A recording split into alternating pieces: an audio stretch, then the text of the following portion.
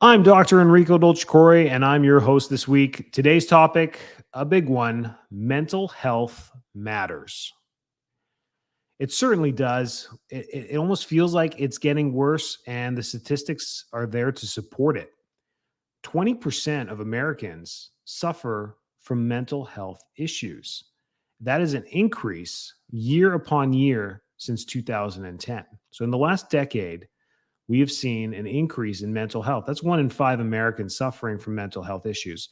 5% of all Americans suffer from chronic mental health issues like schizophrenia and bipolar disorder and those lists of psychiatric issues. But we're talking about 20% or one in five of Americans having mental health issues and seeking care for these mental health issues. Remember, these statistics can only be statistics if they're reported or documented. So it may be worse, and people who don't have the care or access to care that they need. So I think this is an important one, especially on our youth. I have little pity. I help everyone, but I have little pity for adults, older adults, because you have the choice to make choices, and you've always had. You've had decades to make the choices that you've made.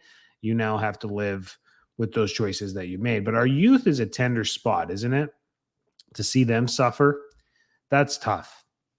So mental health has to be something that we talk about regularly and make it regular for our youth. They're struggling and they're screaming and they're telling you this sucks, and we're calling them snowflakes and we're making it tough on them by doing this. But what we really need to do is be aware of it and acknowledge it, and don't make it a taboo. I mean, they're not weak. No one is weak that's suffering from mental health. So, from mental health issues, and that's not the right context to say mental health issues, because you're not, there's an issue causing an adaptability in our mental health to accommodate to the social standards that we are required to do, whatever it may be.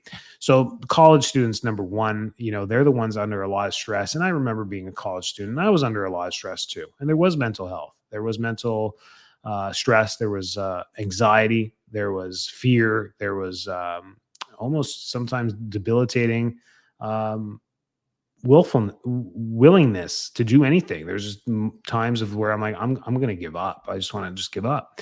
And that's college. And that can happen in life too. But we're seeing it younger and younger and younger. And the COVID epidemic really did not help this whole thing. It put a fear factor into the world that was unprecedented in this generation, to be under that much stress. It's very equivalent to my father's, maybe our grandparents' generation during the world wars, World War I, World War II, when that stuff started to happen, and the amount of panic that happened around the world during that time, which was literally life and death. What's going to happen? This was equivalent to World War II. People thinking that this could be life and death. So we're left with that trauma and that post-traumatic stress disorder from that. We all are. We all were affected with it, whether you like it or not. We were all sent home for 2 weeks to flatten the curve.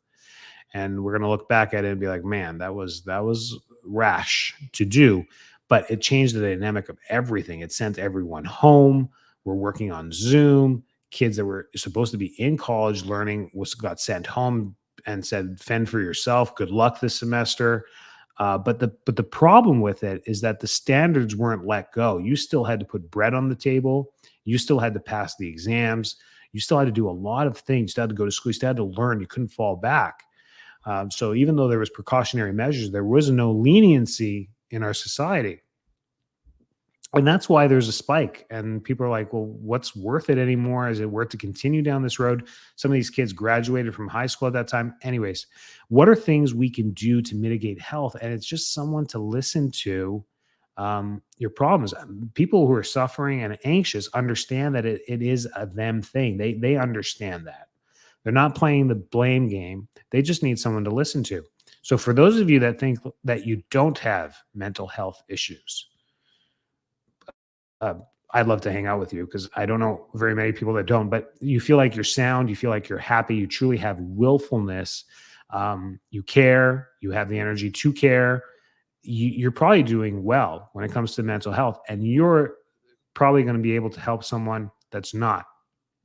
So it all comes down to community. And if we don't build community, mental health is just going to run rampant. So when we look at societies around the world that don't suffer or suffer less from mental health issues, they're places that don't have much social strains on them, meaning, tech or job or career. So these are probably more third world countries that don't have that infrastructure, that are required to work 40 hours a week. They're happier, but there's a lot of first world countries that have great mental health statistics compared to their neighbors. And when we look at the literature for there, it's all comes down to a sense of community. They feel like they have people around them. They have people to talk to, that people actually care, and that people are nice. It's a huge thing in America when people tell me I went to go visit somewhere because they were traveling for work or whatever maybe, and the people were so nice. That's the thing that they remember. They could have been in the Rocky Mountains somewhere beautiful, and they just remember the town that they went to.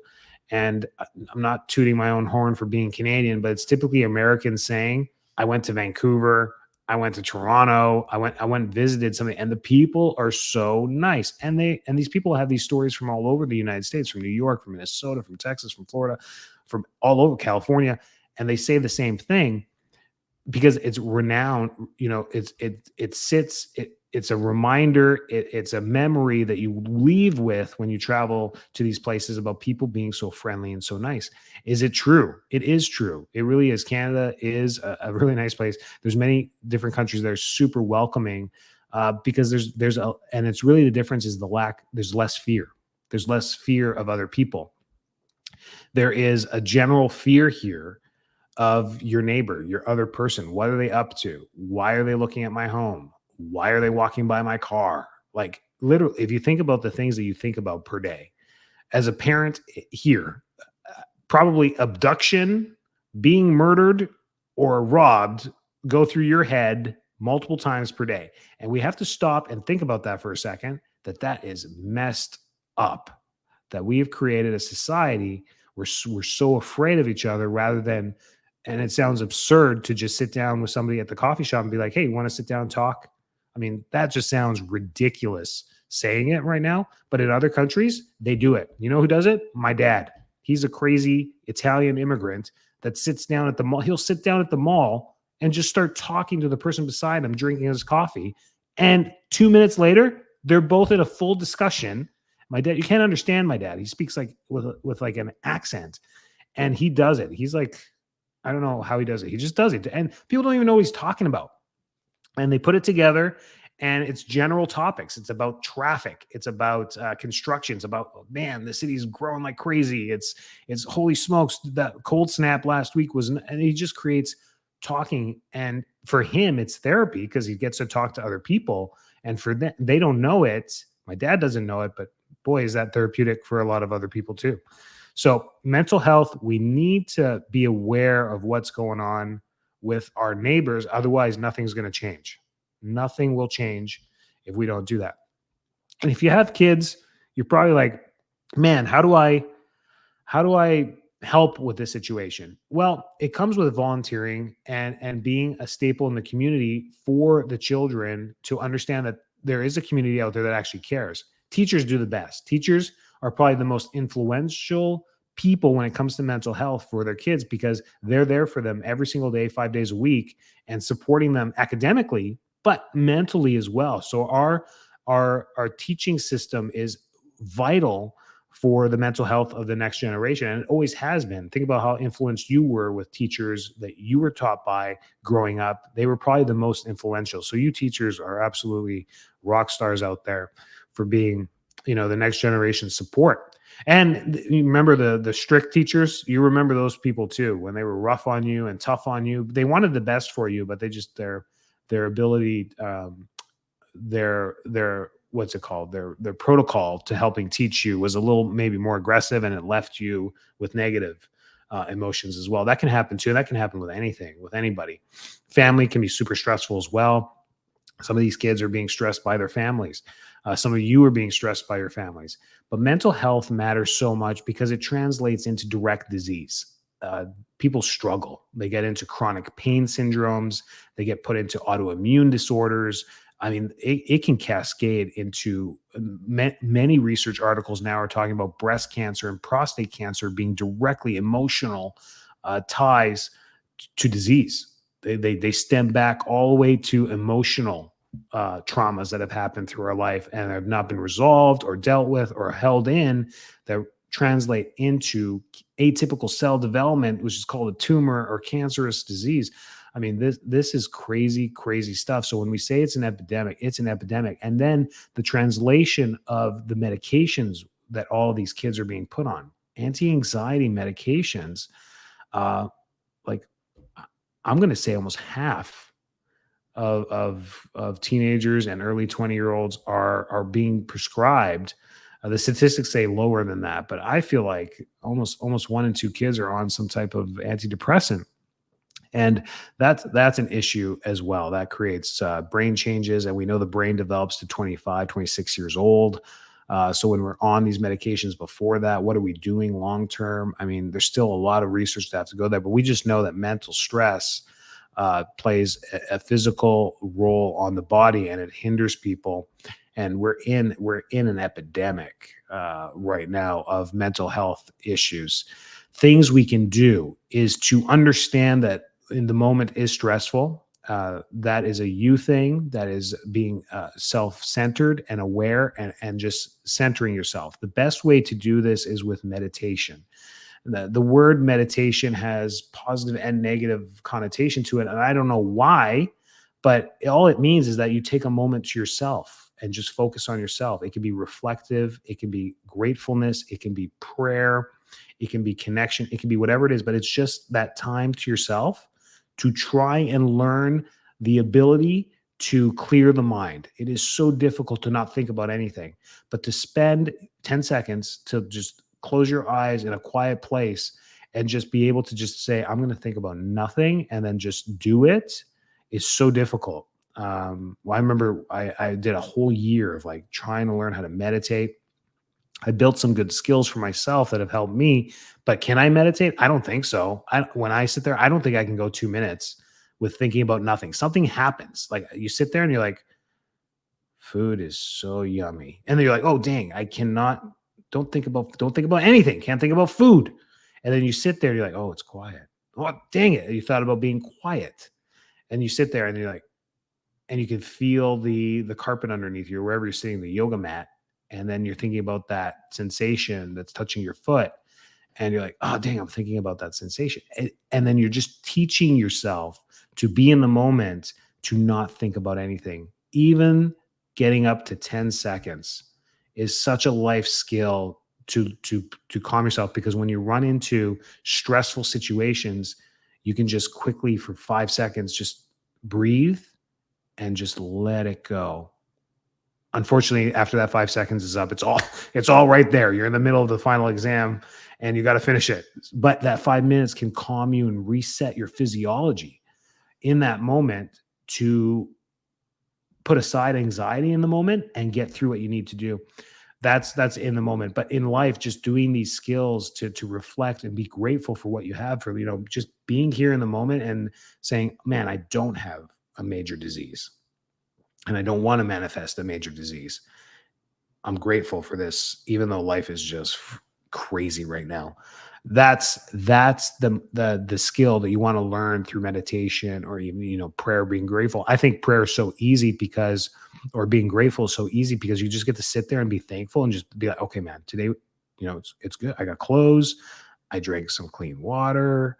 I have a bed. Just the simple things that maybe not get you out of your anxiety, but start to program the brain into positive thinking, because you're in such a negative spiral of negative thinking when you're in an anxious state, and it causes panic, and panic is physiological. It becomes difficult to breathe. You can almost feel like your blood's not moving through your veins anymore. I don't know if you've ever experienced a panic attack, but that's like a seizing of physiology in that moment. That's psychosomatic, where the brain is causing that. So as I help, families, and I help young people, and I felt like this topic had to be talked about, and we'll probably do more of this.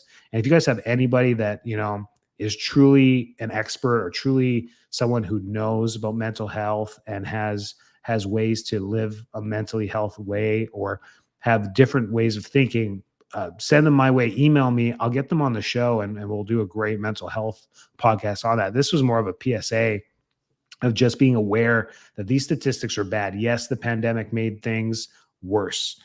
Yes, life has changed. Life has truly changed. I'm kind of sitting here. It's 2023. I'm like, oh, we're going to go back to the good old days, right? Like 2019. I don't think so. I think there's been a permanent scar on everyone right now. And not only that, now the new research with the infants being born, the pandemic babies, and the moms that went through pregnancy during 2020, 2021, even 2022, kids. I mean, they just changed the American Pediatric Association just changed the milestones on development and pushed them back a little bit, saying that crawling can happen later, walking can happen later, speech can happen later. So they're literally saying the problems that we're seeing in our infants, don't worry about them. Let's just extend the milestones that have been around for almost 70 years, and let's just push them back because kids are different now. That's not changing the bar on things to make it seem normal is deception. It's complete deception, and we're just trying to trick the population into thinking everything's okay. Big mushroom cloud of chemicals in Ohio. It's okay. Don't worry about it. Don't worry about it. But the exhaust in your garage, watch out. They'll kill you. It's crazy what we undermine as a society to limit panic. But when they want to trigger panic, oh man, can the media do a great job instantaneously triggering panic? I mean, we went from pandemic to avian bird stuff to food crisis to now nuclear talks. I mean, it's just great how they can manipulate and just push buttons and be like, hey, I want you to feel anxious today. Here's 6 news articles on how you're going to die probably in 2023. It's messed up. I guess that's tip number 2. Stop watching the news. Does it help you in any way? Like they're like, well, there's a train derailment. I kind of want to know that. I live in Ohio. I'm like, did you miss the mushroom cloud out there? Did you look out your window? I mean, I guess if I lived in Ohio, I'd probably pull up the news or Twitter or something and be like, what is going on there? And read about it and be like, oh my gosh. But for the rest of us around the world, like, are we really, looking at the news every single day? That is stressful. I've stopped doing that. It's almost impossible because if you have any social media, it's going to pop up breaking news. It always happens. So I guess for that, I feel like I'll know what's going on. But to go out and type in a media source into a URL and hit enter, that sounds horrible. That sounds like I'm trying to inflict pain upon myself. Like I'm actually going to go to a media source and read all the headlines. Oh my God, I'm never going to do that again. I think the last time I did that was maybe high school for a social studies project, but and it probably wasn't internet. It was probably the library. But anyways, that's what we did there. Mental health. Yeah, we have to be aware. And that's all this podcast is, just being PSA on being aware of your mental health for sure. You matter.